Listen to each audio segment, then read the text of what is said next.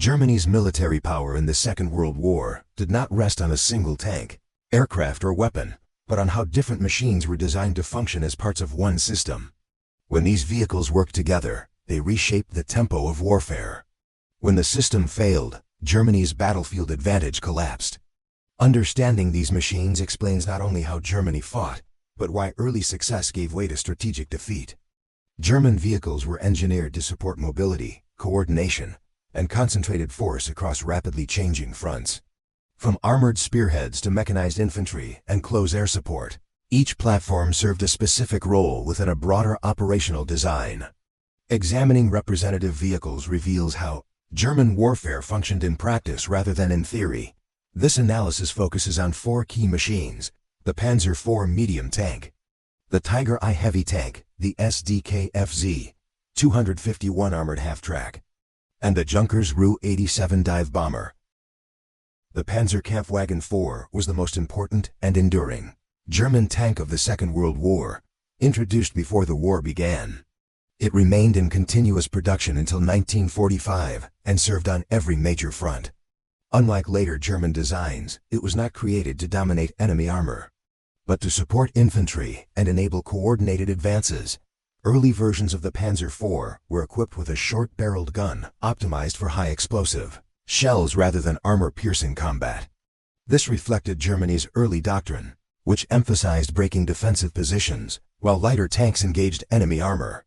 As the war evolved and Allied tanks improved, the Panzer IV was repeatedly upgraded with thicker armor and a longer, more powerful gun. By the middle years of the war, the Panzer IV had become a true multi-role tank. It was capable of engaging enemy armor, supporting infantry, and operating in varied terrain. From the deserts of North Africa to the plains of the Eastern Front, it's relatively reliable. Mechanics and adaptable design made it the backbone of German armored formations. Despite these strengths, the Panzer IV faced increasing pressure as Allied production expanded. It could be upgraded only so far before weight and mechanical limits were reached. Nevertheless, its versatility and sustained presence made it one of the most consequential armored vehicles of the war. The Panzerkampfwagen Tiger I represented a very different approach to armored warfare.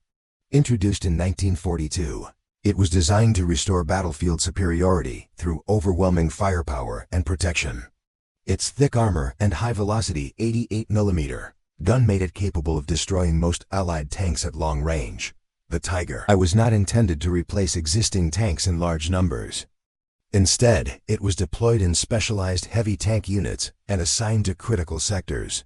On the battlefield, it functioned as a mobile strongpoint, capable of halting enemy advances or leading counterattacks under favorable conditions. In combat, the Tiger I imposed a psychological and tactical burden on opposing forces.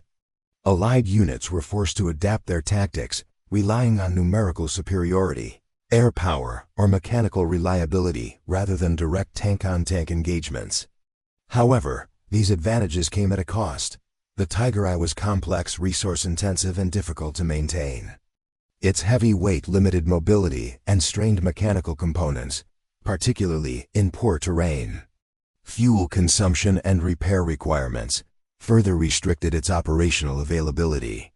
While formidable in combat, it highlighted the growing imbalance between battlefield performance and industrial sustainability. The Sd.Kfz 251 armored half-track played a crucial but often overlooked role in German warfare.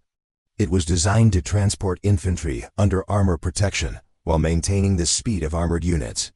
This capability was central to Germany's concept of mechanized combined arms operations. Unlike unarmored trucks, the Sd.Kfz 251 allowed infantry to move forward with tanks during attacks, reducing vulnerability to small arms fire and artillery fragments. Variants of the vehicle were adapted for command, communications, medical evacuation, and weapons support, making it a flexible platform across many roles. On the battlefield, mechanized infantry dismounted from these vehicles to secure ground, clear obstacles, and protect tanks from close-range threats. This cooperation between infantry and armor was essential, particularly in urban areas and defensive operations. despite its effectiveness. The Sd.Kfz 251 was never produced in sufficient numbers to fully mechanize all German infantry units. Many formations continued to rely on foot movement or horse-drawn transport, limiting the consistency of combined arms execution as the war progressed. The Junkers WWII dive bomber, commonly known as the Stuka, was a central element of German air-ground coordination during the early years of the war.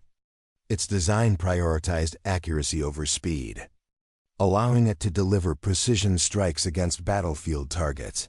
The Stuka was used to destroy bridges, fortifications, artillery positions, and armored vehicles in direct support of advancing ground forces.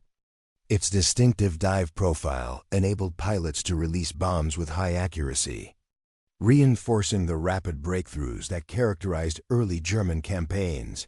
During operations in Poland, France, and the opening stages of the war against the Soviet Union, the WWII played a decisive role in suppressing enemy defenses. However, its effectiveness depended heavily on air superiority. As Allied fighter strength increased, the Stuka's slow speed and limited defensive armament made it increasingly vulnerable. Losses mounted, and its role was gradually reduced or shifted to secondary theaters. The aircraft remained in service throughout the war, but its early dominance was not sustained. These machines were not intended to operate independently. German doctrine relied on their integration into a coordinated system of warfare. Tanks provided breakthrough and firepower. Mechanized infantry secured ground and protected armored units, and dive bombers disrupted enemy defenses and logistics. When functioning together, this system enabled rapid advances and localized superiority. Communication, timing, and mobility were essential to its success. However, the system required trained crews, reliable supply lines, and sustained industrial support. As the war expanded and Germany faced prolonged conflict on multiple fronts, these requirements became increasingly difficult to meet.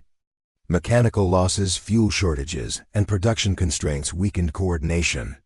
The effectiveness of individual machines could not compensate for systemic strain. German vehicles of the Second World War demonstrate how military effectiveness depends on integration rather than individual brilliance.